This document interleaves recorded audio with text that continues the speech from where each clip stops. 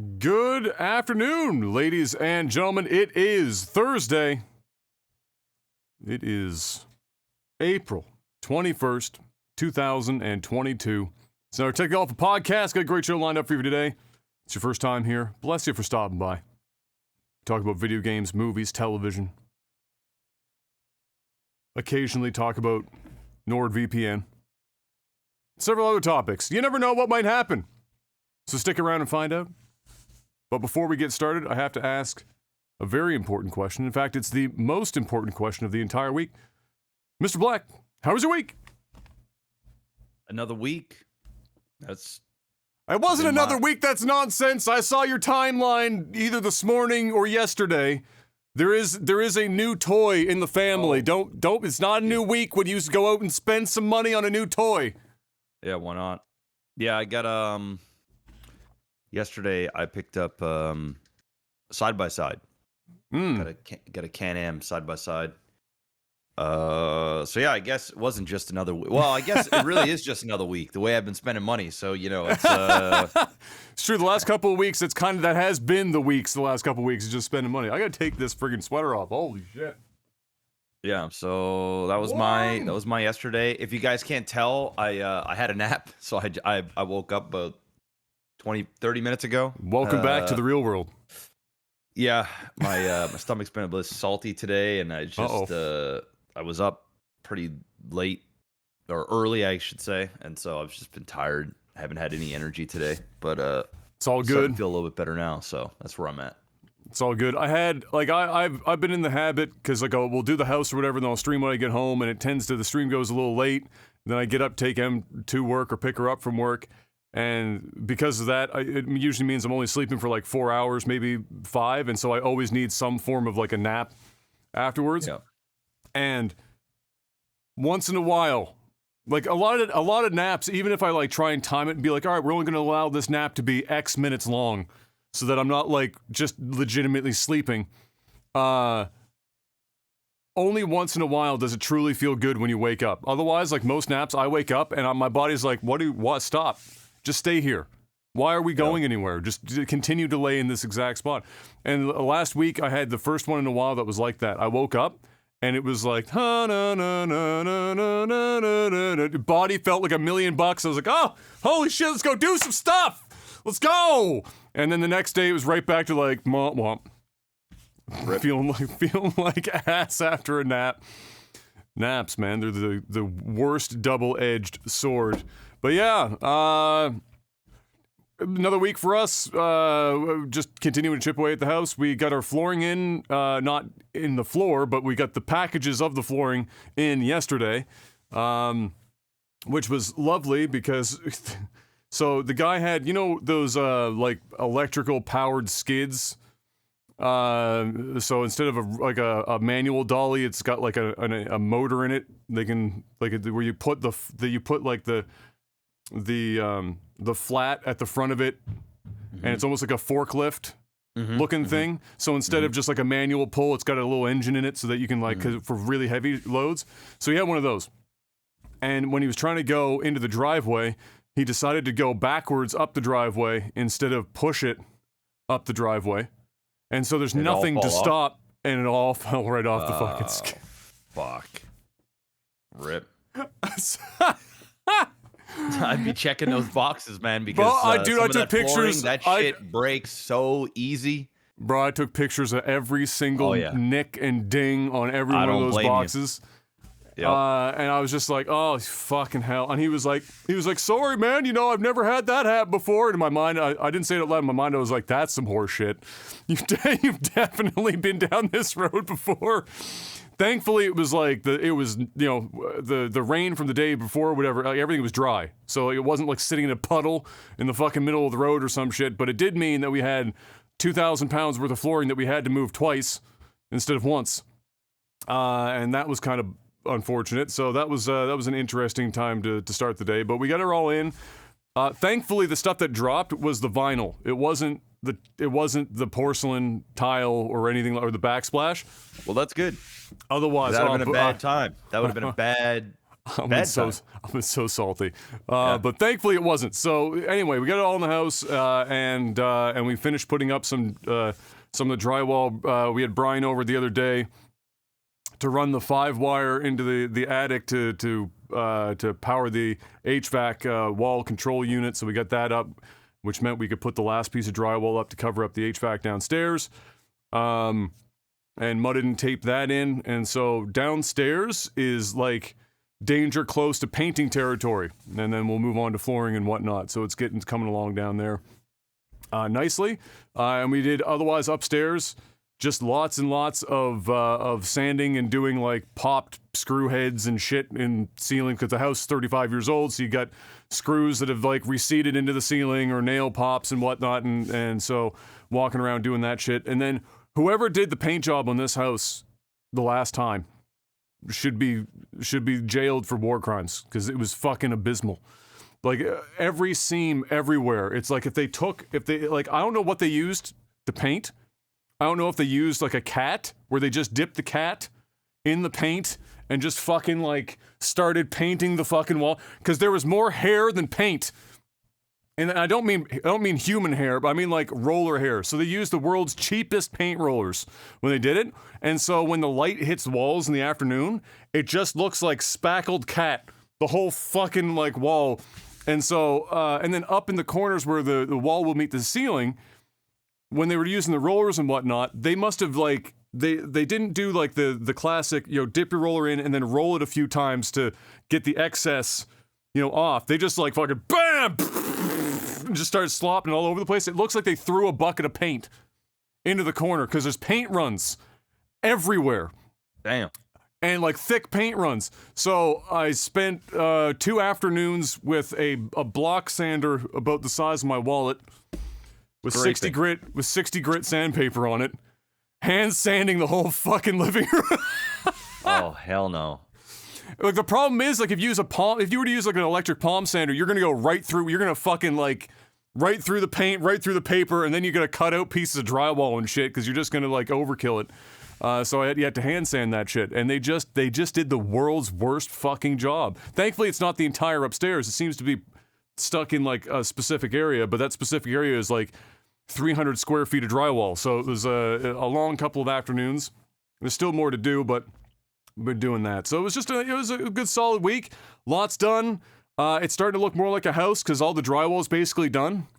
So all the mudding and sanding is all done. So it was like it's more or less ready to be painted in most of the areas of the house. So it looks like a house to some degree. Yeah, exciting times. No more HVAC to do. We got to get the tub surround in. That's our next big thing, and we're off to the races. It's still going to take probably a month to complete all this finish work, but nevertheless, it's finish work, which will feel like a vacation. Like I've said before, it's going to legitimately feel like a fucking vacation after all this other stuff is done. So that was it. That and Skyrim. That was my whole week. Made it happen. It was lovely. It was amazing. And now it's time to talk about some video game news, Mr. Black. Let's get right into her. After announcing that it was getting pushed into 2023, it is now assumed, Mr. Black, that Cyberpunk 2077's first expansion is also likely to be its last expansion, instead of a series of expansions originally presented in one of the, 17 different roadmaps that they had published in the last calendar year. So at first, I want to say, to not be hyperbolic about the whole thing, I think they originally had, 2 or 3 planned DLCs. Now it's looking like 1, and that's going to be the show. And that's obviously not shocking given the circumstances, but all the same, there you go. That's kind of where it is, and it's got pushed. That one expansion's been pushed into 2023. So I definitely, if there was more DLC, you're talking about Cyberpunk getting DLC way past its due date, and I don't think you're going to likely see it. So if you're one of the handful of people who are out there still playing Cyberpunk, then Godspeed. You've got your DLC on the way. But it's not going to be much more than that. So don't get too excited. I guess when they said they wouldn't be doing it, Mr. Black, and by they, I mean 343 Industries. I think you'll probably remember one of the most famous quotes leading up to the release of Halo Infinite was, the only BR that's going to be in Halo is the battle rifle. Right? It's a solid quote, honestly. I got to give him props for that one. That was a well thought out. I don't know if that was off the dome or if somebody actually like thought of that line to put that shit out because it was like good. That's a good title for any article. Either way, that was very specific. But what they must have meant is that they, specifically, 343 Industries, were not going to do anything with the Battle Royale because, as it turns out, Mr. Black, there's a Battle Royale. Or something resembling a Battle Royale that's not only in development, but it's been in development for 2 years! It's been in development by Certain Affinity, who 343 has worked with on several occasions over the last decade, more or less. And they've been hashing this bad boy out. It's intended to attract new people to the Halo series, and is targeting specifically Warzone, Fortnite, and Apex players, which sounds an awful lot like a battle royale to me.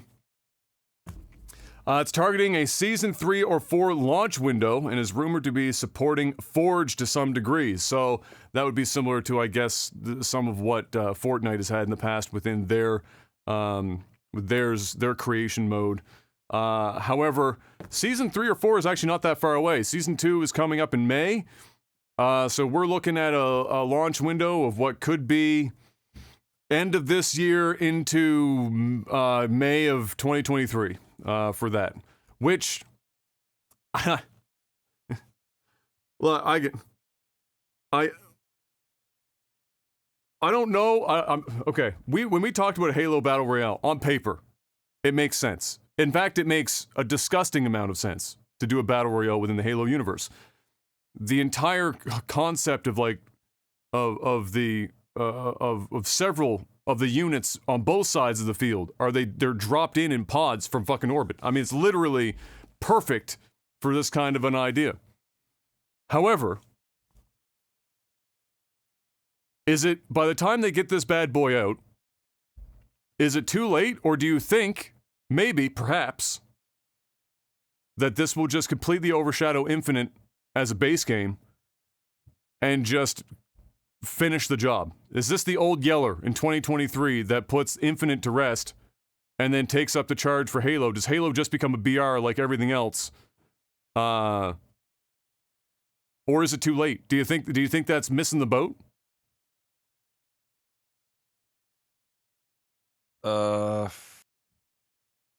Not necessarily. I mean, it's going to go one of two ways. It's either, which I think the first way is they're going to release it. It's going to bring a lot of people back to try it out. But just like your local Chinese all-you-can-eat restaurant that opens up, you got to go at least once, right? It's true. You got to try it out. It's a new Chinese restaurant. I'm not really a big Chinese food guy, but it's an all-you-can-eat Chinese restaurant. Maybe this is the one. Maybe. You go there, you pay $49.99, which is just ridiculous. But it's technically all you can eat. It was $29.99, but inflation happened. So now it's $50. And you go in there and you eat it, and you just end up eating rice and chicken balls. And they've got a shit ton of stuff in there. They got beef and broccoli. They got chicken chow mein. They got dumplings. They've got beef fried rice, chicken fried rice, vegetable fried rice. They've got kung pao chicken. Those weird sweet ribs that are usually drier than the Sahara. Yeah, they're drier than fuck. They're never actually like them things. They got those there. They got egg rolls. They got veggie rolls in case you don't fucks with the meat type egg rolls. They got everything. And you put a few of those things on there, and you take a couple bites, and like you said, it's drier than a nun's cunt. I ain't into this honey garlic spare ribs. And you just go down to your regular fried rice and some chicken balls with some of that pinkish reddish sauce, sweet and sour sauce, that you put on there. Whatever that's made of. I still don't know what that's made of. And it's honestly not the best rice and chicken balls you ever had, but it's safe. Ish. You know, it's fine. And then you leave and you realize that you paid $50 to eat two things on a menu. And you could have just went to a regular Chinese place and ordered the same thing for $10. So what am I trying to say here? I think everybody's going to look at this like it's the new Chinese all-you-can-eat buffet. I got to try it out. The Fortnite players, the Apex players, the Call of Duty players, they're going to jump on over a free-to-play battle royale, which it better be free-to-play. There better not be $49.99 before you go into that bitch. There better, I guarantee it'll be free-to-play. The microtransactions, though, won't be. So you go in there, you play it, and then you realize, I'm not really into Chinese food all that much. And it makes me feel bad. My stomach is salty. You know, it's just not a good time. My asshole's on fire. And guess what? After 1 hour of playing the game, I'm hungry again. I'm going back to where I came from. I think that's what's going to happen. I think there's going to be a massive spike. Massive. It's a battle royale. It's a buzzword. With Halo attached to it. With Halo attached to it, of all things. The people that are upset about a battle royale going into Halo, they're going to try it out. Oh, yeah. The people excited about a battle royale in Halo, they're going to try it out. And then the ones that don't give a fuck about Halo at all, but it's a battle royale, so they got to try it out. They're going to try it out. And then I give it 2 weeks. Wow. I give it 2 weeks. Okay. Right. And it's going to go from peak viewer or peak players down to 30% after 2 fucking weeks. And then it's just going to be back to where we were. And then not only that, what you said, people aren't going to be playing regular Halo anymore. They're going to play this battle royale. And they're going to play this battle royale until there isn't really that many players and it becomes a pain in the ass to even queue up and play. And then the game dies. So that's what I think is going to happen. The other thing that could happen is it's a really good battle royale. And Halo Infinite dies. So no matter what, Halo Infinite dies. It's what we're getting at here. It's it's dead. Yeah. There's dead and deader, right? There's dead and then like slightly more dead. More dead. Like super dead. So Halo dies, and then the battle royale becomes the thing that people play. And until another battle royale comes out, or there's an update for any of the other battle royales that are out there, and then they go back over, and it kind of goes into this pool of battle royale. And it'll have some marginal success, but it's not going to be it's not going to be a Fortnite. It's not going to be a Call of Duty, and it's not going to be. It's shooting for Apex, basically. Exactly. It wants Apex fame, is what it wants. Exactly. It needs Apex fame. Because, it needs Warzone fame. If we're going to be on, it might even need Fortnite fame. Yeah. From a need. This ain't it's going to get. It needs. Yeah. At this point. I don't think any of those. Well, it could possibly have Apex fame depending on how well it gets implemented and how good of a battle royale it is. Yeah, because Apex is a good example of like a really good battle royale from like a mechanical standpoint. Like it's hard to shit on Apex from a mechanical standpoint, but it doesn't have the whatever the fuck X factor that Fortnite and Warzone have for bringing people back over and over again. Even if on Warzone's front, it's the most broken, steaming pile of horseshit to have ever been created, it doesn't matter. Yeah. It's like PUBG in its early days. How broken was PUBG? But it didn't matter. People played the fuck out of it like it was literally the last game on Earth for a year and a half straight. And it was so broken. So, like, it needs that X factor. And if there's something that I think, Infinite has shown us thus far is that, and it's not technically 343 making it, but nevertheless, when's the last time a Halo property had the X factor? The game could be good. Like, what were we saying when Infinite came out? The core gameplay. That's good. Was good. Great. It's probably carried it for 6 months. Best version of Halo. I mean, it's been a long time since I played Halo 3 or Halo 2, so it's probably the best version of since. Yeah, I don't remember how good. Yeah. Like, I remember having a ton of fun, but I also remember having a ton of fun playing like I don't know, StarCraft 64. You know what I'm saying? Yeah. It's not a good time. Yeah. If I were to play it now. But I had fun. But Halo, this Halo Infinite, in my opinion, from what I can remember, and people can argue, they're valid points, but I actually think it's the best version of Halo that we might have ever had. I agree. From a mechanical standpoint, yeah, from the way the game runs, the fluidity of it, I think it's a very valiant effort. I mean, they really did create a great Halo. Yeah. It's just Halo isn't great anymore. It's also just, they needed content. Yeah, like, that too. Way faster than they did. I don't know, man. I don't. Sure, but you know what? When you look at the Steam numbers, which obviously isn't the Xbox numbers, but when they're down to like, you know, a couple thousand people, that ain't a good look. And it's really hard to combat that perception in the public eye, because it's one of those things that, you know, people might understand at a surface level that Steam numbers does not include platform specific shit. So it doesn't mean that, like, there could be at any given time on Xbox, there could be 50,000 players, but on Steam side, you're only seeing 3,000 players. But to the minds of many gamers that see this type of news pop up and they see a graph from Steam and they see player count over time, they just assume that's it. That's like the totality of it.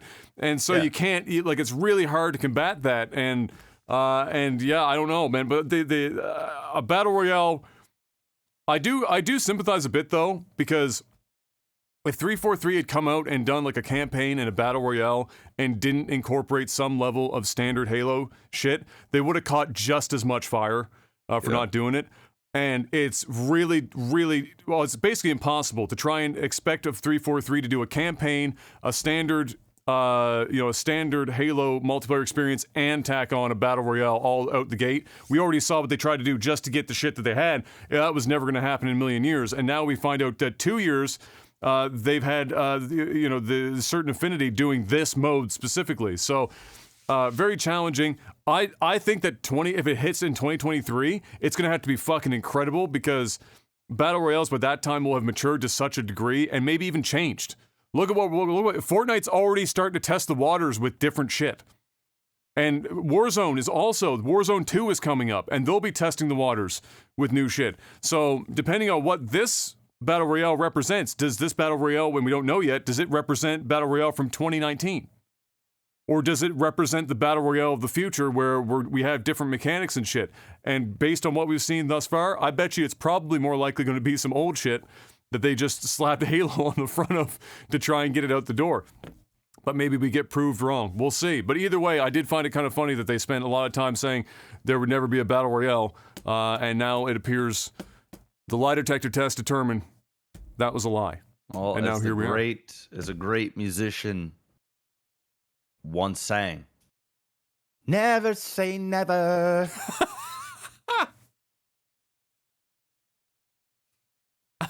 I don't know why. I thought you were gonna. I wouldn't even imagine what it would have been, but I thought you were gonna draw on R. Kelly for a second. But then there's nothing there. There's nothing there.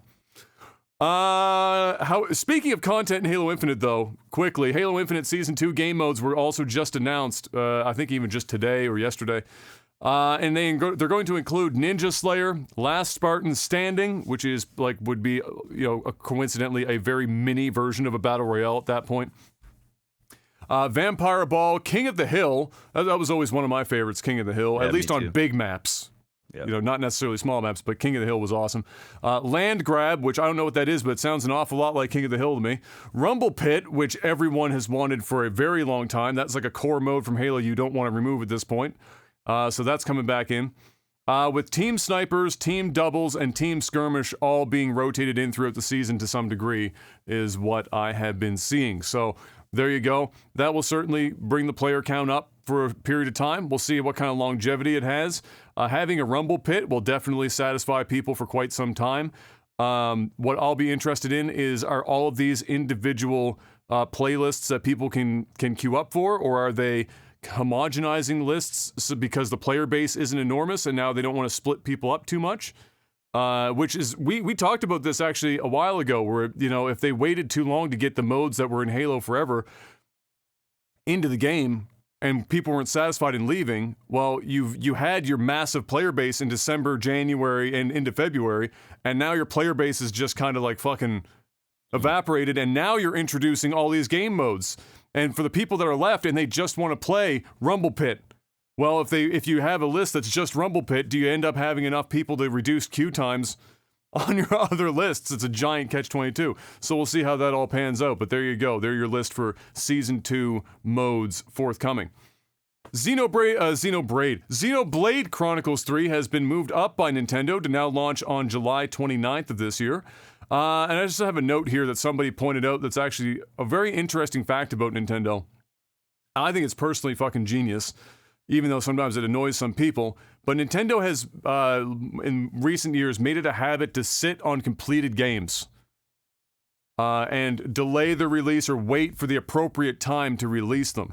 So you'll never see them give a hard date for some of these games. They'll just say, oh, it's coming out roughly in this window.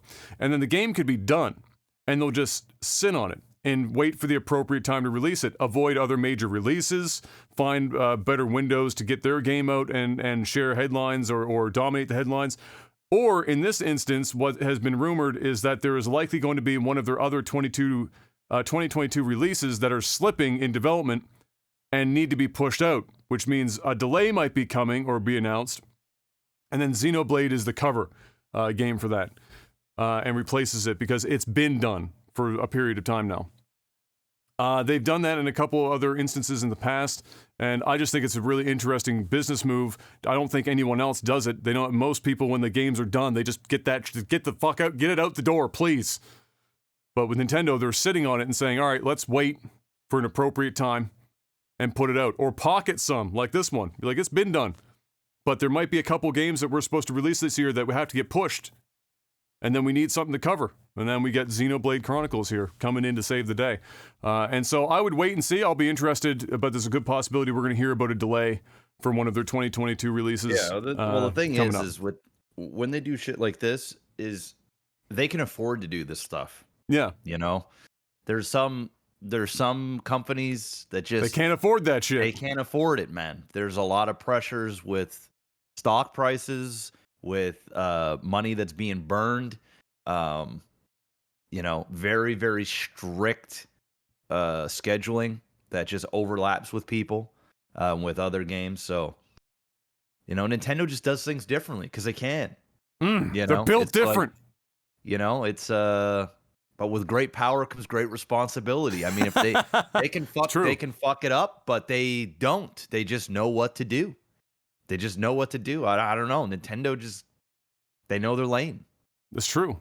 Speaking of Nintendo, though, and this is a mixture of just reports coming in, and we have the investigation hasn't been started or anything yet, so we won't know which way of the coin this goes.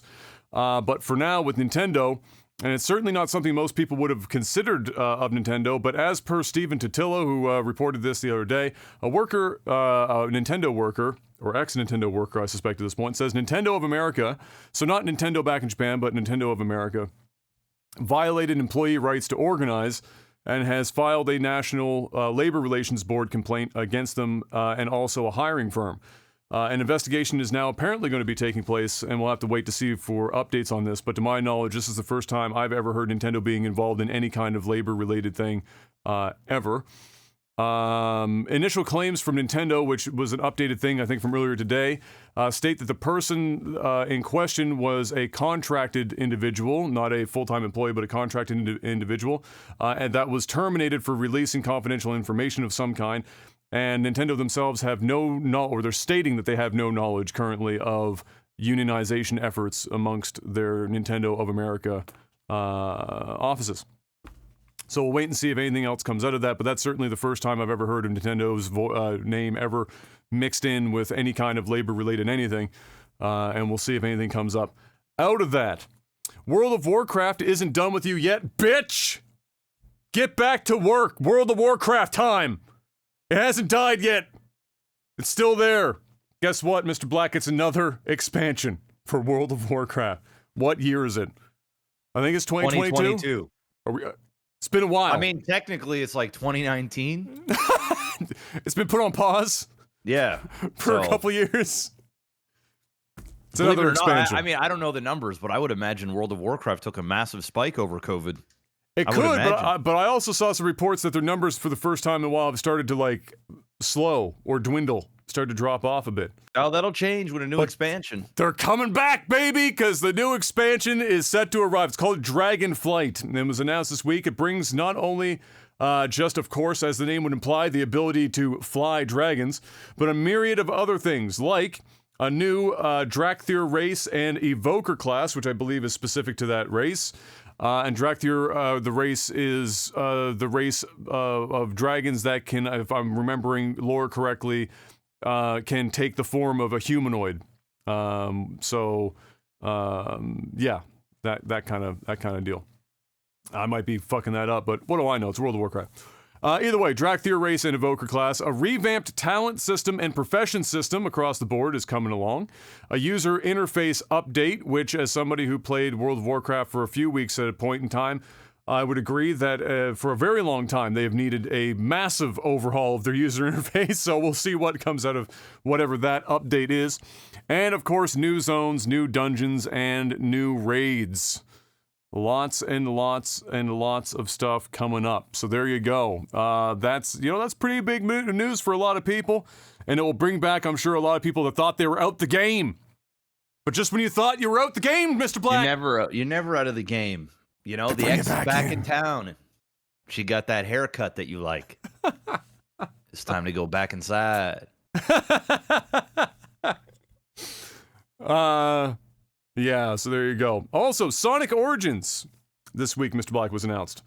And Sonic Origins, this is a long time. I don't know how this hasn't been done. When I saw this, I thought it was a re-release of a thing they've already done. Because that's how obvious of a move this is, that they haven't fucking done it yet up to this point. Sonic Origins was announced this week, and it is a collection of 4 classic titles, fully remastered top to bottom. So Sonic 1, 2, 3, and Sonic CD all get the treatment. That even includes new animated content, which in the trailer that they showed off on social media this week showed some of those animated moments that they're apparently including in the game to some degree. While the package looks great and is priced well, because it's starting at $39.99, Sega has split the content available up into several versions, which has drawn some ire from the fans. This is like one of those things where you look at it, you're like, oh my god, Sega's doing something right? And then not even 3 seconds after you've determined that they're finally doing something right, you discover that they're managing to shoot themselves in the foot because it's Sega, and they can never just be right about something. They always have to do something fucking stupid. So I included the picture there for you, Mr. Black. And for those of you in chat that have never seen this or didn't see it to this point, I'll put it in chat for you guys to see this image as well. So this is the breakdown. So there is a standard edition, a start dash pack, premium fun pack, classic music pack, and digital deluxe edition. And then below that, the things in which they have broken out into various editions amongst these include the main game, of course, 100 bonus coins, for whatever purpose those be used for, mirror mode unlocked, hard missions, letterbox background, which is a very premium feature, by the way, Mr. Black. To put black bars on the sides of the screen is a very expensive thing for them to do. Character animation in the main menu. I don't know why they're even listing. That's not apparently in the standard edition. They don't have animated characters in the main menu in the standard. I didn't read that part, but that's the fucking dumbest thing I've ever read. Camera controls over the main menu islands. I don't know what the fuck that means. Character animations during music islands and additional music tracks from the Mega Drive and Genesis titles. So I'm not going to break down. You can go and find this online real easy if you're listening to the podcast, because it would be a little much to try and to suss all this out for you. But all you need to know is that the core thing here is that even if you were to get the digital deluxe edition, you still don't get everything. It's still missing the 100 bonus coins and mirror mode, as well as the letterbox background. Those 3 things with the digital deluxe edition, which you would think traditionally, that's the one where you get everything. If you go all the way to the top of the line, you have to pre-order the digital deluxe edition to get those last few things. So you can't just buy it. You got to buy in early. Okay, so what I'm getting here is the digital deluxe edition. Yes. If you pre-order it, Yes. You actually get everything. Yes. But if you don't pre-order it, then you don't get the Start Dash Pack. Because the Start Dash Pack, yes, it has the rings. Those 3 things, yes, correct. So as long as you pre-order the digital deluxe edition, you will actually still get the Start Dash Pack. Correct. But if you miss the pre-order window, then maybe you're there's a way you both. can buy those things separately. Yes. Bro, stick to movies. All right, just stick to the movie game. This ain't it. They had one job, Mr. Black. This ain't just it. Put all of this shit into a single title and sell it and make money. That is all they had to do. Whatever the fuck this is like all the goodwill your movies and everything else have been doing. What do you just fucking? They're trying to capitalize on it, man. That's all they're trying to do. They're trying to milk this fucking bitch dry. Can anyone at Sega please admit to themselves that nobody at Team Sonic has a fucking clue or has had a clue for 25 or 30 years? They got 3 or 4 games right in the 90s and then literally fell off a cliff and needed to change occupations. Potato farmer, crocheter, lawnmower salesman, literally anything that is not controlling the Sonic intellectual property. Because what the fuck? You know what I want to do one year? One summer? What's that? You know what? Not this summer. Next summer. Somebody's got to remind me. Next summer, I want to get a door-to-door sales job just to see how well I can do. And I want to I want to document the experience. I swear to God, dude. Last year, I almost, out of boredom and wanting more money, but almost went door to door selling fiber op. Almost did it. Oh, you'd crush it, bro. Almost did it. You'd fucking crush it. Because if you do well, you can do like 60 to 80K. Yeah, they do good money. If you know what the fuck you're doing. And I mean, you're a geek like that. Like you'd crush that shit. Well, I almost did it, and maybe I still will as a meme. Like because they only do it during like windows of time during the year, right? Yeah. So, 3 or 4 months of the year, go out there and just hammer it out, make 50 grand, call it a day. So yeah. Anyway, you know what they need? They need somebody like that to handle these kind of things. Because putting a chart out like this just makes you look like an idiot. What do you mean what do you mean the Digital Deluxe doesn't come with everything? Are you high? Have you seen Digital Deluxe for any other game ever? Like, what are you doing? Pre-order only? This shit just sucks, man.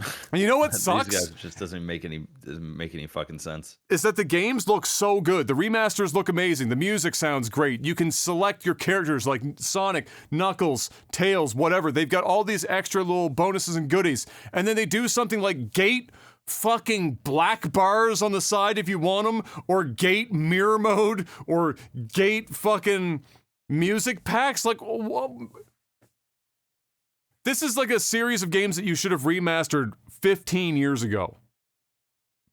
If that, maybe even more than 15 years ago. You're finally getting around to it. Everything is going well, and you fuck it all with that. Sega, what can I say? What do they have to lose? It's not like they're gonna. It's not like they're gonna hurt their movie business, right? All they're doing is like, what do they have to lose? They're just. Well, yeah, there's no way this makes them more money at the wall. Oh, no, bro. This loses them money at this point. This is just dumb. It's a bad look. Yeah. But that's all I got for game news this week, Mr. Black. Nothing else that crossed my timeline or anyone else's that were interested in us talking about it. Which means it's time to talk about something as important, if not more so, and that is the glory that is NordVPN. What do you got for us? We got NordVPN. Go to www.nordvpn.com/OTT.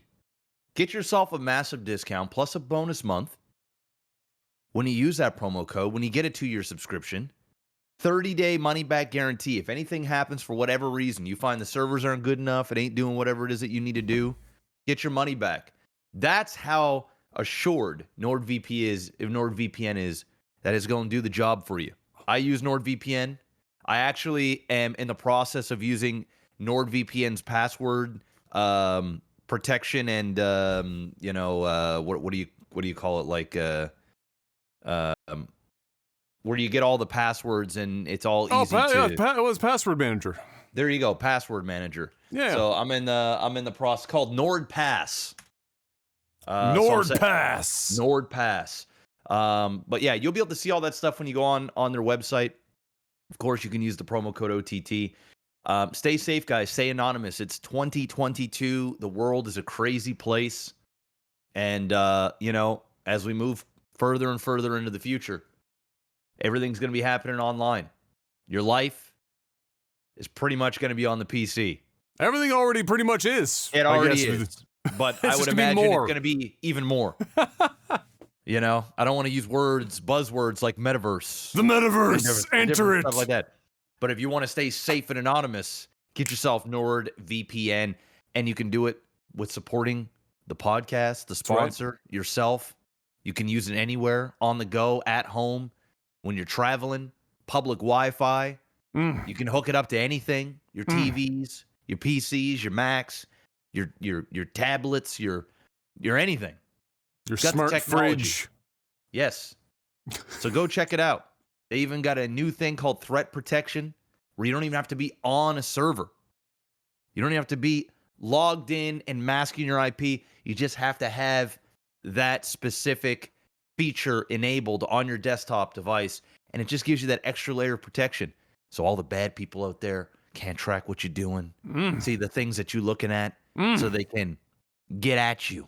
You know what I'm saying? They're coming for you. And hey, you guys notice too, when you're on the internet and you're like, you know what?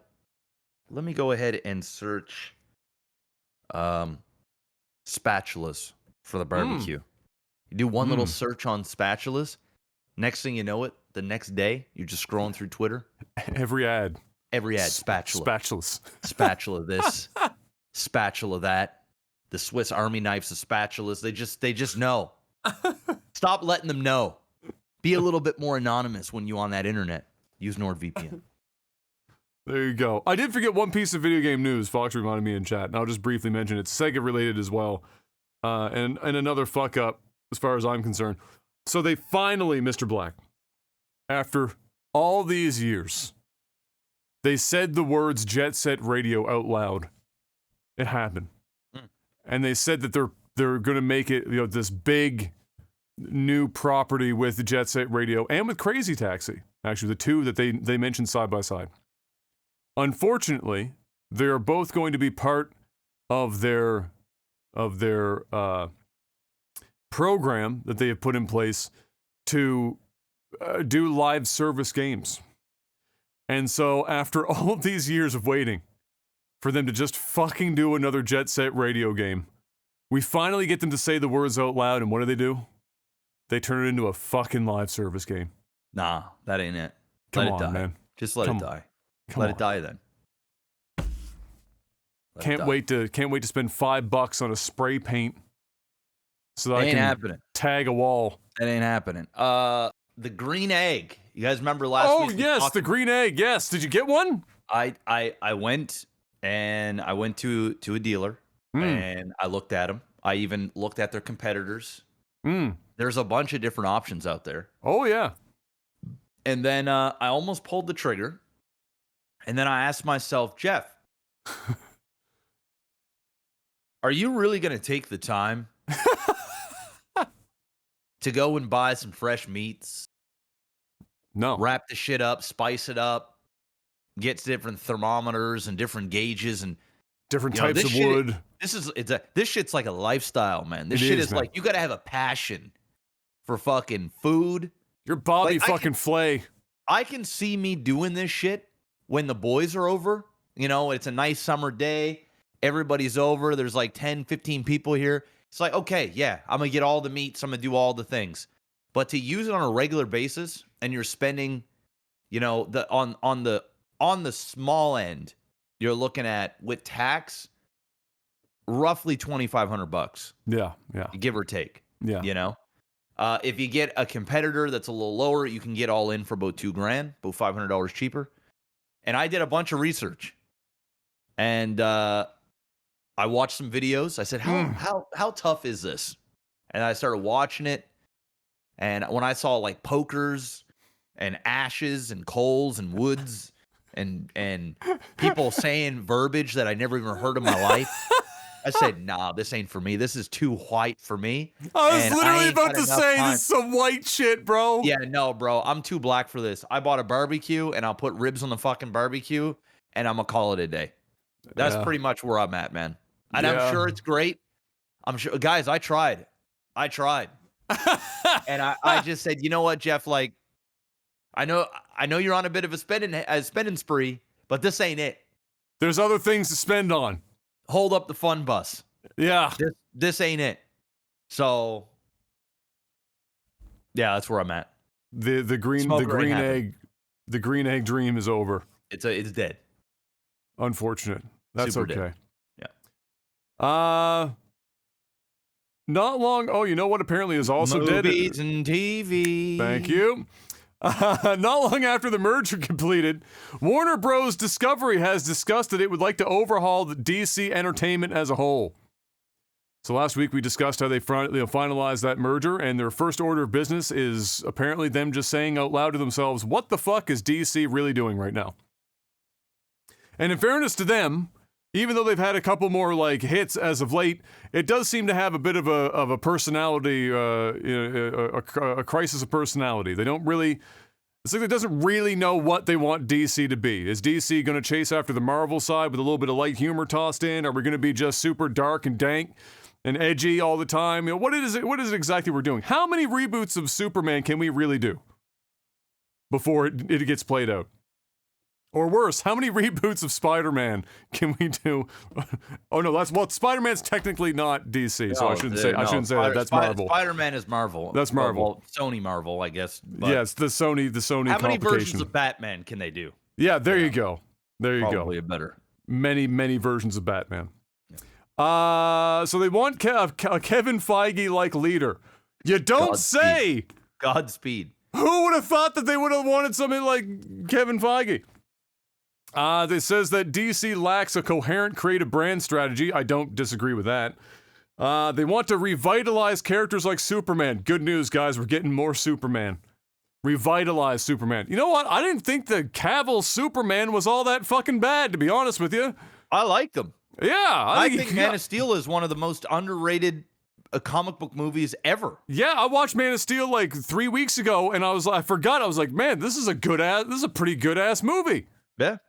What more do you want from Superman other than you got in that film? I don't know what you're searching for. Shit, you even got what's his face screaming and yelling, which is like his best character trait. Fucking the guy who played Zod or whatever. Fucking yeah. He does angry so well.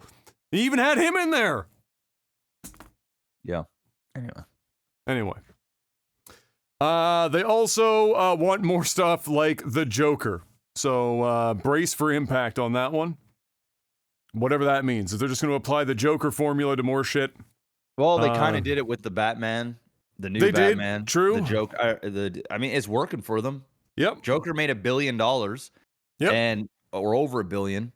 Batman has reached over $750 million. Batman has already been greenlit for a trilogy. And they're already developing the second Joker because how huge that was, massive it is. So we'll see. I mean, the formula is working for them. Their whole connective tissue, the whole cinematic universe shit, that shit just didn't work out. Yeah. So we'll see what they can do. But I'm kind of digging their more darker stuff because we get the lighthearted, jokey. Yeah, you wouldn't want more of that necessarily with Marvel, right? Like, yeah, be different because you're not Marvel, and your characters, in my opinion, just aren't as interesting in a more of a family comedic superhero formula. I think DC, my personal opinion is, I think just DC characters are a little bit more on the darker side, on more of the. On average, for sure. On the mature side. Yeah, there are some dark Marvel characters, but I don't know. I just think it works for DC. But the ones that the most people know about within DC are darker leaning is probably the way to go. I'm sure there are lighthearted DC shit, but the majority of like the really popular ones that you're seeing are on a bit on the darker side. And yeah, I agree. The cinematic universe thing clearly didn't play out for them. I don't think that means it can't play out, but I think you do at some point have to decide: do we want to do in-depth character pieces that would get perhaps a bit hampered by having to tie that to a greater cinematic universe to do these come-together films, or do we ignore the cinematic universe of sorts in the way that Marvel is doing it and just do character pieces that seem to be doing so well for us? Your Jokers and the Batman, and I'm sure that we're going to get. I mean, Man of Steel again was like semi-dark to begin with, so I don't know how much darker we're gonna go with fucking Superman. I mean, we even had Superman versus Batman, which was like just two edgelord teenagers fighting each other for 2.5 hours. So anyway, we'll see what comes out of it, but yeah, that's their current brand strategy anyway. Figure that shit out. All the same. Thor. Speaking of Marvel movies that are lighthearted, Thor: Love and Thunder trailer dropped this week. Mr. Black, did you catch that? I did. What were your thoughts on that trailer? I mean, it was just a teaser trailer, so it wasn't like a full-blown trailer. You don't get a lot. Know too much about the plot. Yeah. You get a feel for what the tone that they're going for and shit. Yeah. Yeah, I mean, it's a Taika Waititi doing what he does. I mean, I really, really like the last Thor, so I'm sure this is going to be fun. I don't know too much about the female Thor, or whatever they're gonna call her in this Mighty Thor. Whatever. That's being played by fucking what's her name? Yeah.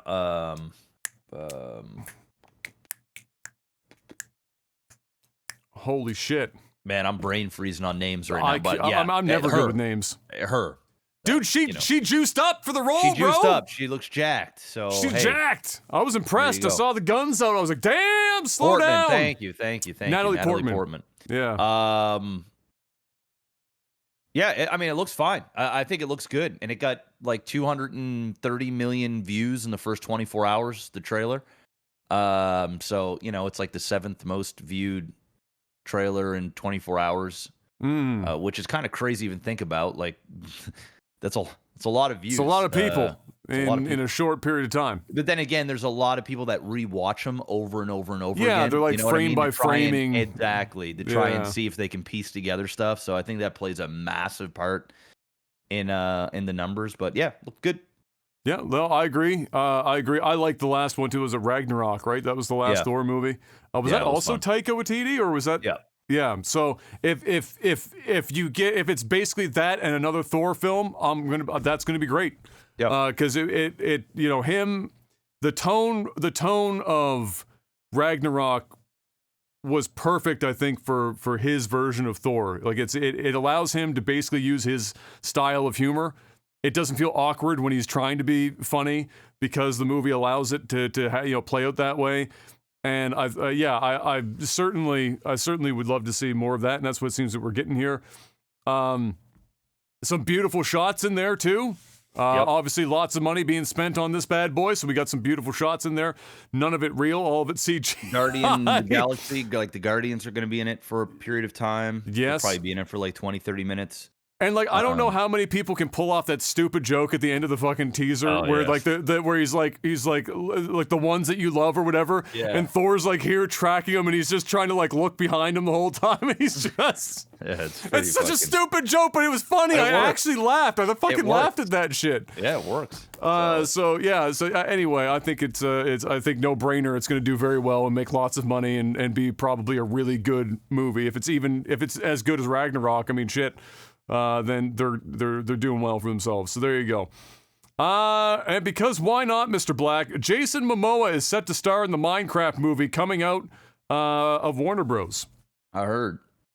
I don't even have an opinion on that yet because I don't even know what kind of tone they're going for. I don't know. Obviously, it's got to be some kind of kids movie. Yeah. But I also just hope Jason Momoa doesn't get too. I don't know. Jason Momoa's got a certain type of aura and a certain type. I don't want him to turn into a kids movie. He's super bro. Big. The reason why I think he's in this is because moms are gonna want to take their kids, because Jason Momoa is a big handsome stud. Yeah. You know, you get a guy. It's like Dwayne "The Rock" Johnson, right? This is a movie that Dwayne "The Rock" Johnson could and would star in, because it's family friendly. It's got a massive IP, and he's a jack dude that's gonna. He might have got approached for it. If Momoa's in it, then it's possible that they approached The Rock. Yeah, very similar.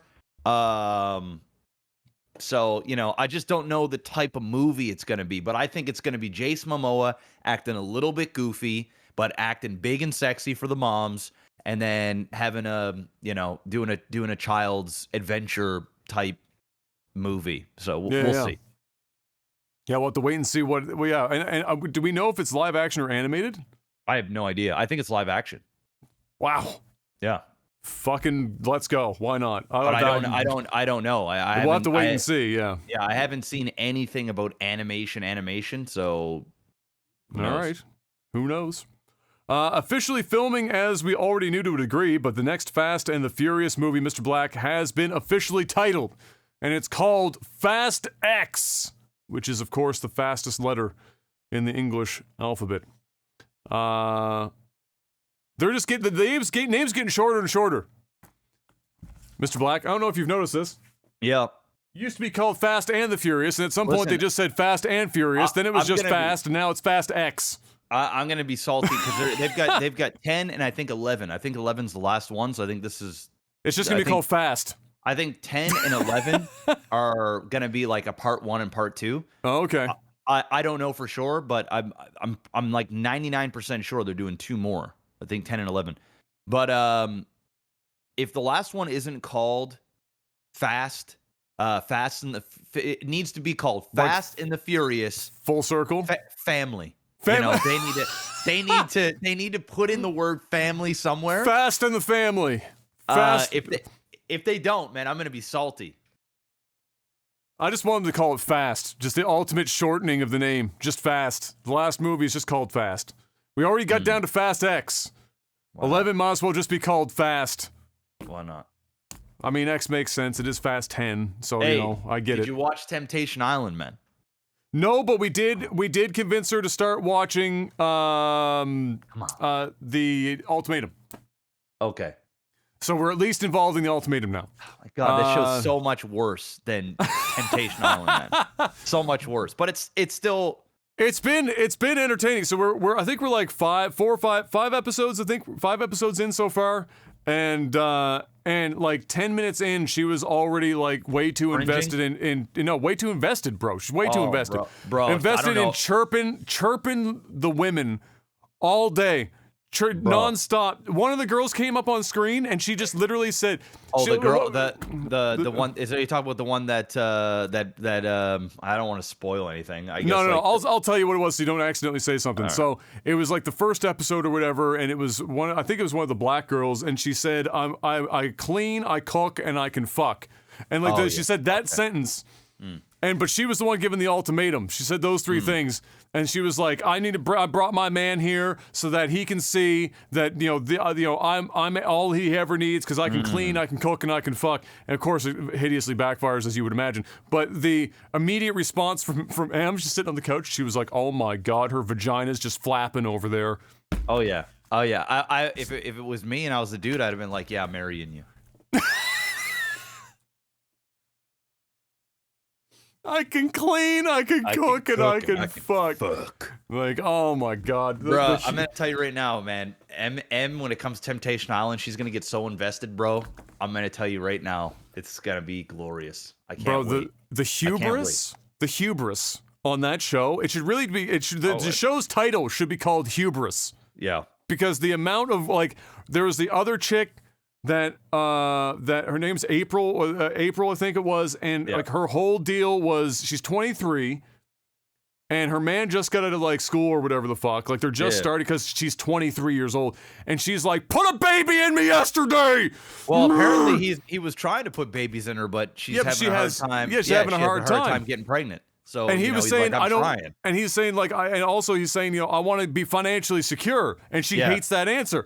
And she goes around in the first episode when they first start doing like the speed dating round, and she's talking to all the guys. How do you feel about getting married, starting a family? The same shit. They're like, same answer. I need to be financially stable, and she's like, oh, and she's a bullshit answer. Yeah, you guys are all giving the same bullshit answer. Like, sorry, I don't want to be fucking broke with a child. My bad. Yeah. I don't, I think women that think like that, they're using it as an excuse. I mean, there are some men that will use money as an excuse to not do stuff. Oh, sure. Yeah. But, I mean, if a guy, like, I can tell you definitively, and I'm one of those guys too. Like, I was engaged for 4 years before I got married. I mean, we could have got married whenever. But I didn't want to get married unless I knew as a man that I could provide for my woman. Yeah. Like, that's just what goes in my mind. I'm not going to be that. I'm not going to be that guy, man. I'm just not. Like, and so many of the women on this show don't respect any of that shit. They just want whatever the fuck they want. They want it yesterday. Of course. It's and like the amount of the times where it just backfires, and then they get salty at the guy, and one of the guys, can't remember his name, literally said, "What are we doing here?" So now that we're here, and I didn't want to be here, and you gave me the ultimatum, and I'm spilling my guts to you, and you won't tell me anything about your side, but yet you still brought me here, and now that I'm getting actually invested in the process that you brought me here for, you're getting mad at me? Yeah, crazy as hell. She crazy as hell. It's crazy, and she was like, bro. and he was like, "What do you want me to do? Just sit in the corner and stare at the corner and I told you and this cry shit was about you?" gonna backfire. Wait till you watch Temptation Island. It's this on fucking every type of initiation steroids. Of course it backfires. Imagine giving somebody an ultimatum, which is already, like, you've already fucked up if you're giving an ultimatum. Like, you've already lost at that point. I mean, I think there's a time and place. Like, but sending them to a TV show. That ain't it. Where know that they're going to live with another person for 3 weeks and then get your cage rattled when they come back and like, babe, I haven't even fucked this chick, but she don't friggin' whine, bitch, and complain like you do, and we got a lot in common. Yup. And you know what? The producers of the show are they're so fucking sneaky, bro. Like, there was a couple, there was a guy and the girl who are both like African Italian descent, identical, and they both had nothing but everything in common. And it was just like the producers in the background were just going, yes. Oh, the producers like, oh, this is gonna be great. It gets, bro. You've seen nothing yet. It gets so obvious. Yeah, but bro, there was like the girl. The other fun part, I'll end on this one. I think the most fun I had watching so far was when they were just at the table, deciding who, like, standing up and saying who they were going to choose to go live with for the 3 weeks. I don't know if you remember this part, but when they were at the table and they're doing all the deciding or whatever, and. The guy freaks out? Are you talking about the girl, guy but there's a couple people freaking out. But there's the girl who I called the Crimson Chin, who just that white chick that had a jawline that Jay Leno would be jealous of. Yeah, the one that's like 23 years old but looks 36. Yeah, and the guy's like, "Hey, I'm not attracted to you," and she's like, "You're a fucking asshole." It's like, bro, and he tried to tell you in the nicest way possible. First of all, he didn't say you're ugly. No, he didn't say you're ugly. Way. He said, like, and only because she came over after he rejected her, and she comes over. Why? Tell me a real answer, because you're now.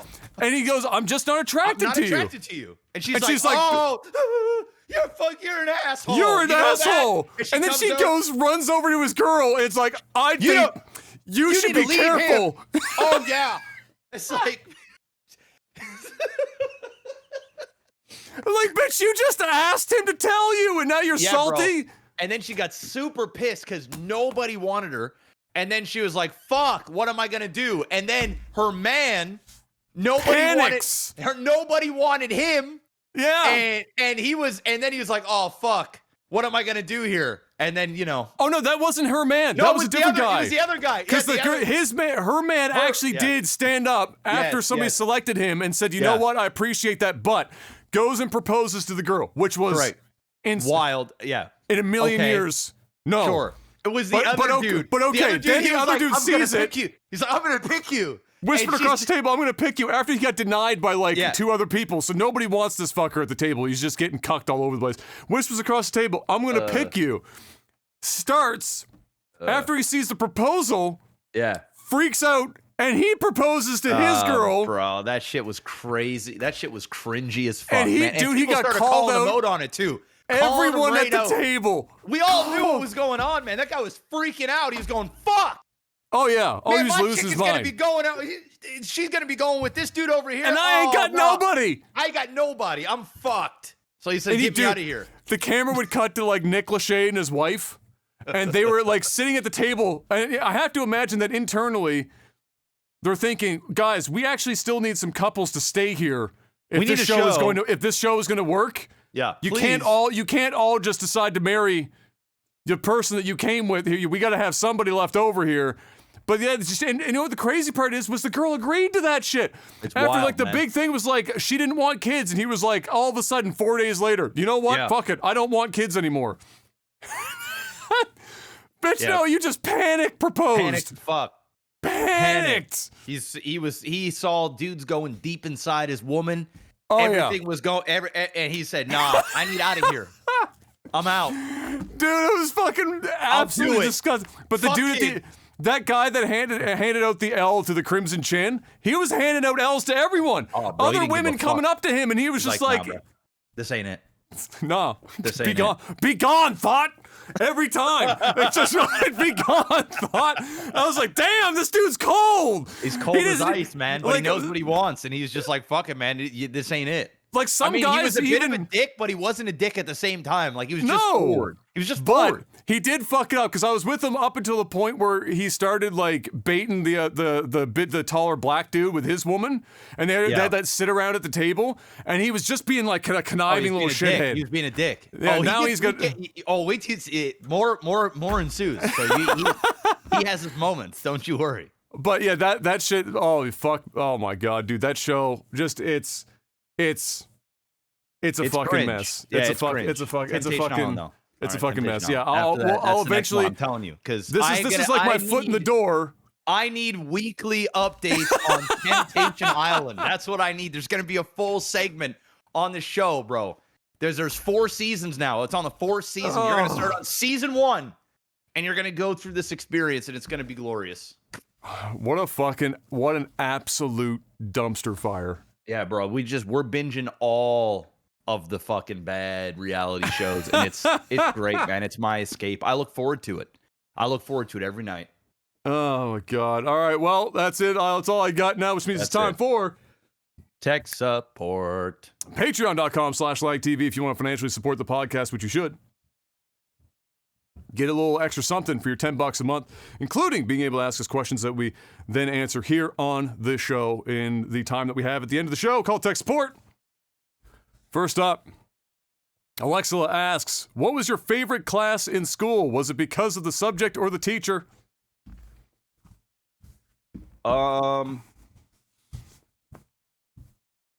It's kind of a 2-part question, or it's kind of a 2-part answer for me. My favorite class to be in, like just from an enjoyment standpoint, is I like drama. So, in high school we had a drama class. I had a Mr. Church. He was really, really fun. And it was just like, it's an arts class. So like, we would do little plays, and then we would make small movies and edit them up, and that shit was fun, like, because it was almost a break from all of the books, and you could just kind of go in there for an hour and just fuck around. So that's my favorite. But the one that I enjoyed the most out of your regular academic stuff was English, simply because I was in advanced English classes, and it was the only thing that I felt like I was smart at. And so, like, I wore that advanced as like a badge of honor. Because everything else, it's not that I was a dumb kid. It's just I was just not interested in the vast majority of stuff, like math. Like, as an adult, I'm perfectly fine at math. Like I can do multiplication, division, plus, all in my head, like no problem. Like I'm actually not bad with numbers, but I didn't care about it at all in high school. And, science, I didn't really care all that much. So, English for me, it was like something I was good at writing. I was bad at spelling, but I was good at, and spelling was just the thing I could just put it through Word and I would, fix all the stuff. So that wasn't really it wasn't like I was having spelling tests in high school. A lot of it was like papers and essays and different things. And I felt like I was creative in the things that I would write about, even though some of it was probably pretty bad, but it was a different perspective. And I enjoyed that aspect of it because I felt like the odd guy out when everybody kind of knew me as like a goofball, probably not really the most academically smart guy, but there I was in advanced English and crushing it. So that was fun for me. Yeah, for me, I don't think I remember like a specific class that I loved the class for the subject matter. If I enjoyed a class, it was almost exclusively because of the teacher. If the teacher was really good and engaging, I was then in turn engaged in the classroom. And so, yeah, I don't recall any subjects where I was just like, dying to go hang out. I mean, other than ones that were kind of like bird courses. So in high school, we had like the computer class or whatever, where you were like learning like the oldest version of Photoshop imaginable or some shit. And it was a fuck off class. You just go and you were just chilling, right? Yeah. There was no, the tests were like whatever. It's like, can you use the smudge tool? Well, yes, I can. Actually, so I'll just do that and not have to do anything else and just sit around all day. So yeah, there stuff like that obviously was fun because then you were just going out and hanging out with people. But yeah, it was always a teacher, whether that was university, high school, junior high, elementary school even. It was mostly a teacher that I'd be interested in because the teacher was invested. And that's the difference between a good teacher and a bad teacher. And honestly, why I think a lot of kids do worse in school is because the teachers just can't do a good job of engaging with the students. Especially in high school. I think in university, there's like a level of maturity and just a level of... But there's still really good and really terrible professors, though. 100%. But I think when it comes to university, your curriculum that you're learning is there. People just understand. Like I'm a visual guy, so I gotta see it, or watch it. I can't pick up a textbook and just read and then soak it up. So like there's different things, but I find in university, and I've done both, I just found university extremely boring, and it required me to do all of the heavy lifting. And when I was put to my own devices to learn, I just did it bad. I wasn't there. And I found in high school, if you got the right teacher that was fun and engaging and someone you connected to, it just made that process a lot easier. You just almost wanted to be there. It was almost like, yes, such and such teacher during this thing. Or if like a substitute teacher came in and they were boring, it's just like, oh my God, like get me out of here. And I find when you're younger, at least for me, it's all about the teacher. Yeah. It was almost completely about the teacher for me in high school. An example in university. So I had third year university at St. Mary's. If you're doing business, you do business statistics. And in Dow's business third year, they also do statistics. But in St. Mary's, you do all of it in one semester, whereas at Dow they split it up into two because it's historically the hardest course that you take in the business program. And when in St. Mary's where I went, there were two teachers, and one was known to be a very good professor, and the other was known to be a tenured dog shit, show up to class and not really put any effort in, and then you're doing all the work. Yeah. I had the former. And so the difference in the average grade between the two classes, and you all took the same, because university, you all take the same exams, you all do like the same shit. Our class averaged, I think it was like 65 or so, 65 to 70%. And his class, the other guy's class, averaged a failing grade. Yeah, there you go. And it's very specifically a professor. It's a teacher. It's a teacher thing. And so a class that when I was going into it, people ahead of me were telling me, "Oh, you're gonna fucking hate this class. It's the hardest class by miles. It's a lot of math.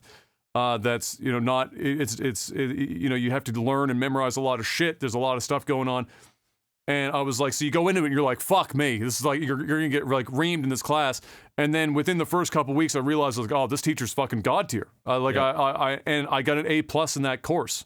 And it was not nearly as hard as people were saying. But if I was in the other class, I'd probably be fucked. You'd hate your life. Yeah. I'd hate every second of it. It would have just been fucking miserable. And so that's like, and to your point about it being boring, so many professors are tenured that they don't have to worry about losing their job. No, and so they just show up. They just show up and do what they need to do. Minimal PowerPoint up on the screen. Click, click, this will click, be on click. Your exam. Make sure you know this. Yeah, and like that's the extent of it. And they get paid like $110,000 a year. And you're like, fuck me. I need to get into a professorship here. This is crazy. But yeah, it's definitely a massive gap. So like the difference between liking a class and not liking a class for me was never the subject. It was always like because if I think about it outside of a school thing, and I think some people will probably relate to this too, is that if you find somebody, whether it's a friend or anything, who's really passionate about a topic, it could be a topic that you've never even thought about giving a fuck about in your life, and they're really passionate about it, and they start talking about it, you get interested in it because the person is so excited and enthusiastic about talking about the topic. Man, I wish that was the case for Temptation Island with Adam and Em. My God. I told her, I was like, Jeff is selling the shit out of this show. We gotta do something. I'm about to give her a call. If you ain't watching it after this, I'm calling Em myself. I'm saying, listen, Em. Listen. All right?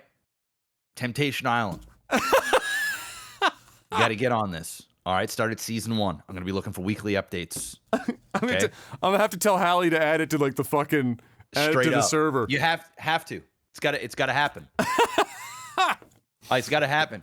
Shit, I got my own Flex server. I'll fucking put them up myself, and I'll just give you I'll give you the thing. I don't fucking care. That's easier. There we go. But yeah, that is definitely the case. It's like for me, like people could be talking about literally anything that I don't have an interest in, but if they're passionate about it and they're excited about it, I want to, like, it's fun to listen to. It's like when somebody would talk about a sport that I'm not that interested in. By the time the conversation's over, I'm like, oh man, fuck. Yeah, we're gonna talk about this fucking sports tomorrow. We'll play some of this shit. Some cricket. So yeah, sure. Play some cricket.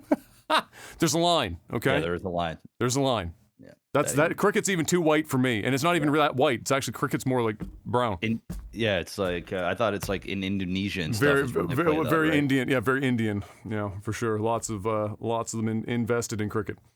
The British colonies in general, where you would get that.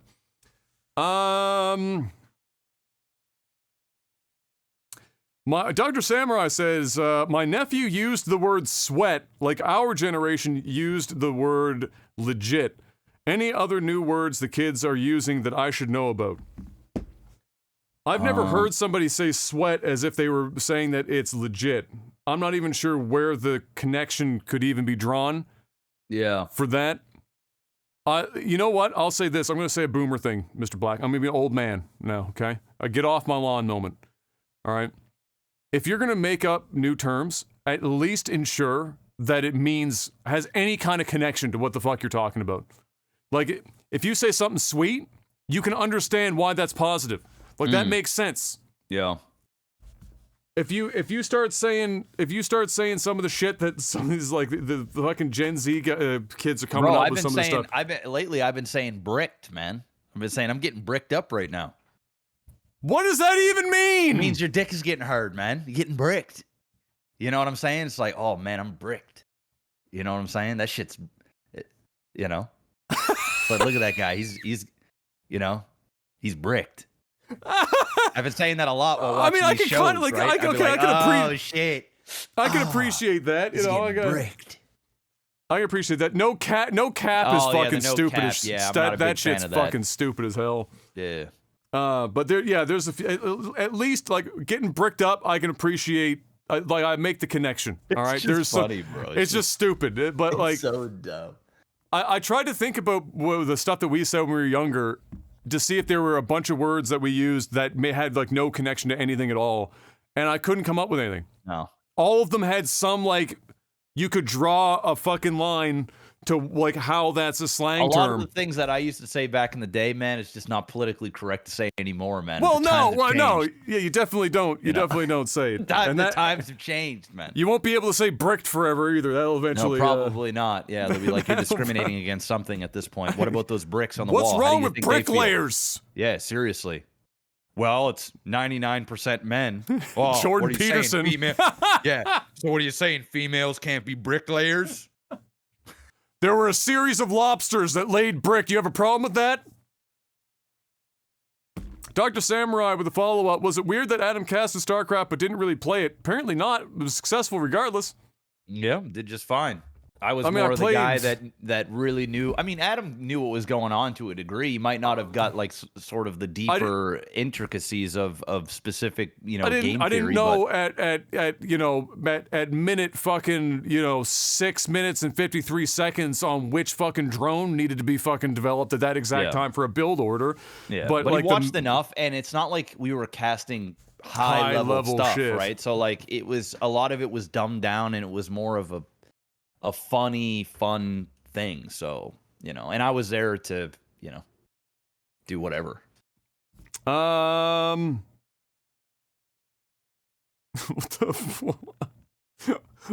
what? Okay, this is another one from Dr. Samurai, but it's so good that I have to ask this. So I sat next to someone on a plane whose entire Twitter feed was nudes and sex position discussions. Apparently this man was sitting close enough to read the specifics of these. What color were the nipples, Dr. Samurai, is the real question here. And immediately lost all respect for the person and thought of Jeff's rage sessions from previous podcasts. Anything you guys have seen in public that made you immediately hate an individual? So I had a tweet here the other day, and you know what's really fucking funny? This guy's a neighbor. So, I don't know if you saw this tweet that I put up probably 5 days ago. It was early in the morning, and I'd picked up Em from work, so it's like 6:30, 7 o'clock in the morning. And we're at the Timmy's line, the drive-thru, to get our breakfast or whatever. And the guy immediately in front of us is in a GMC Sierra or some shit. And it's definitely not a work truck. It's just he's driving a Sierra for the sake of driving a Sierra. And on the back window are 3 vinyls, not even bumper stickers, but like you went to a shop and they fucking vinyled the back window type stuff. So somebody had to apply this shit. He didn't do it in his own backyard. The 3 of them, so the one in the very middle in massive, see it from space, was fuck Trudeau, was the middle one, which is fine. That's whatever. Political, I wouldn't choose to put that on the back of my car for my political opinions. It's a little fucking weird, but it's not the end of the world. Fuck Trudeau. Okay, true. I agree. And then on the other side was shoot your local pedophile. And on the other side was baby on board. And those 3 things were a very strange... You had me... you kind of had me on a shoot a pedophile. I was like, okay... Still aggressive to put on your truck and vinyl. All right? A little strange, yeah, all right. But baby on board. Jeez. Wow. So anyway, it was, you know what? I hate that it's a stereotype, but it worked. So the guy gets out of the truck to go throw garbage while he's waiting in lineup, right, the drive-thru or whatever. And he looks like a bit of a manlet of sorts, but maybe he might be like 5'5" or some shit. So he had to like take his time getting out of his Sierra. He gets down to throw some shit in the garbage, and he's the classic hat, multicolored fucking sunglasses dude driving a truck. And I was like, stop! Can it please not be the stereotype that this man's got fuck Trudeau, shoot your local pedophile, and baby on board? You get out, you don't even use this truck for work. You're just sitting in the drive-thru in your fucking shitty GMC Sierra, and you had this bullshit. Anyway, so I look. It's not that I lost respect for him because he's got fuck Trudeau in the back. Whatever you want to say, fuck any politician. I mean, it's kind of douchey, to be honest. It is. Well, there's a reason why. I'm in the camp of fuck Trudeau as well. Like, but you don't put it on the back of your vehicle. Well, I'm not gonna go put it on my car or have a flag in my front yard or whatever, dude. It's just like, No, then that's what for me. I was like, it's just so douchey to fucking do. So anyway, that's probably the most recent thing. Just a very weird. It wasn't individually. Those three things. It's like fucking whatever. So what was the question? Anything you guys have seen in public that made you immediately hate an individual as of late? There definitely is, but I'm not going to say what it is because I don't feel like getting canceled. So there's one thing that I've learned about the internet at this point is like there ain't no such thing as free speech. Free speech costs you something. So I wouldn't say. And I also think hate is a very strong word. Yeah, I don't hate the guy. Yeah, I just tilted my head that those three things were lined up on the back of the truck like it was a little like, really? Yeah. I'm not. I don't hate anybody. There's very few people that I could like pretty much that I would consider. I hate Tucker Carlson. Yeah, I hate Donald Trump. Yeah, there's some easy shoo-ins, and I am far more right than I am far more left, and I am not a fan of that guy. Hate, no. I really don't like him. But that's politics. I'm not interested in talking about politics.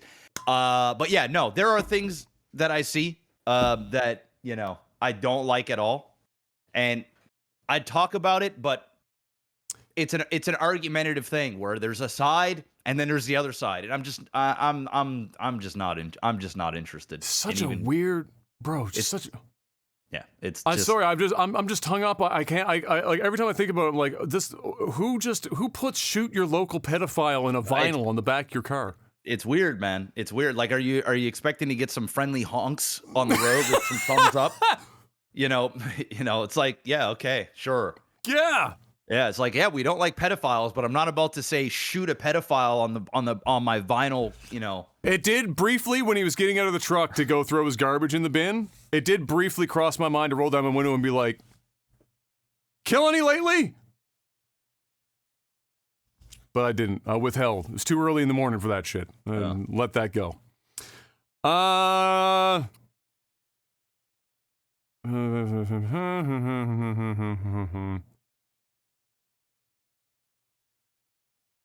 Phil asks, he says, "Jeff, I finally watched the Pattinson's Batman. I'm going to hopefully watch that either tonight or tomorrow."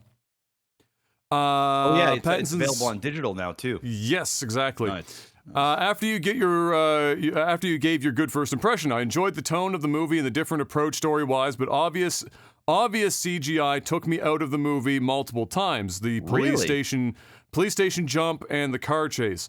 Is this CGI style common in recent Marvel and DC movies? I thought they did a lot of practical shit with the car. Yeah, I mean, obviously the CGI, but I thought that. I haven't heard a lot of people complain about the CGI. I'll be honest, that's one aspect of the movie that I thought was well done, and I didn't really think that there was too much CGI. And the movie's so dark that I'm surprised you could really pick out what was fake and what wasn't. I think there was one part where the Batcape kind of looked a little CGI-ish.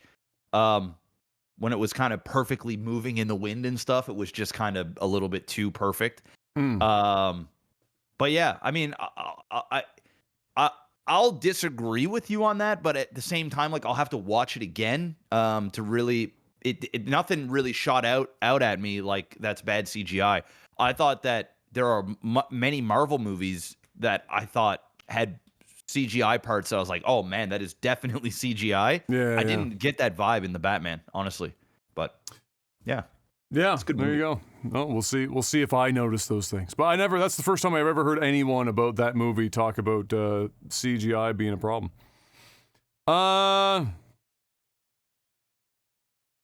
Datbeard asks, what are the top 3 clapbacks or disses or burns and insults that you've heard in your life? The best clapbacks? Yeah. What's the best clapbacks you've heard, or what's the best insults you've heard?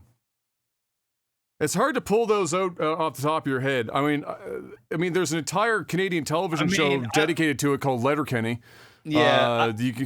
My favorite, one of my favorite things that people do to people is when they go, what are those? When they got, what are those, the really bad shoes? shoes on or something, right? And you got somebody that's like talking shit, and then they're wearing like fucking, Kanye West type fucking the Yeezys. They use like $3,000 shit shoes. Dude, they're the ugliest shoes I've ever seen in my life. Yeah, bro, they're bad. That ain't it. But yeah, no, I don't know. I'm not, and I'm biased. I'm gonna be biased because these are two that my grandfather used a lot that I've occasionally employ myself, and that's telling somebody, and I've actually done this to a couple of people in earnest and have them be confused. Like it took them a while. Like they walked away, and then it actually dawned on them what I was saying, and that was telling somebody that they're sharp like a beach ball. And it would take a while for them to fucking figure it out. At first, they think it was like, it's like, oh, it's a beach ball. You just call it a beach. And they'd walk away and they'd be like, oh, shit. Oh. And then beach come balls back. Aren't very sharp. No, wait a minute. I can't cut something with a beach ball. So something like that, or taking a long walk off a short pier was always one of my favorite ones as well. And yeah, like some of the best chirps I've heard in my life is out of the show Letterkenny. If you just go on YouTube and search Letterkenny and you just watch the cold opens for that show, you will see some of the best writing for clapbacks and chirps. I mean, like, there's like the one where like Jonesy is a character you never see his face, and two hockey players talk to him. He's in the gym just doing pull-ups, and it's a whole scene where it's just like a "fuck you, Jonesy" thing, and Jonesy's just got clapbacks for every time they say it.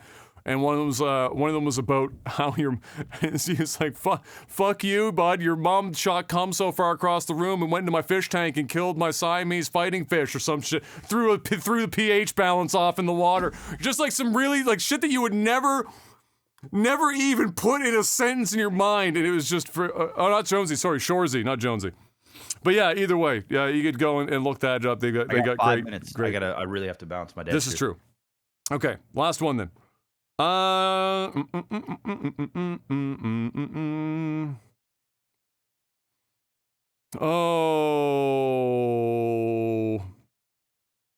Phil asks, he's got a follow-up here. Phil asks, what is the most bizarre encounter you ever had with a tenant or a neighbor?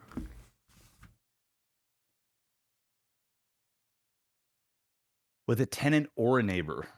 Bizarre? I mean...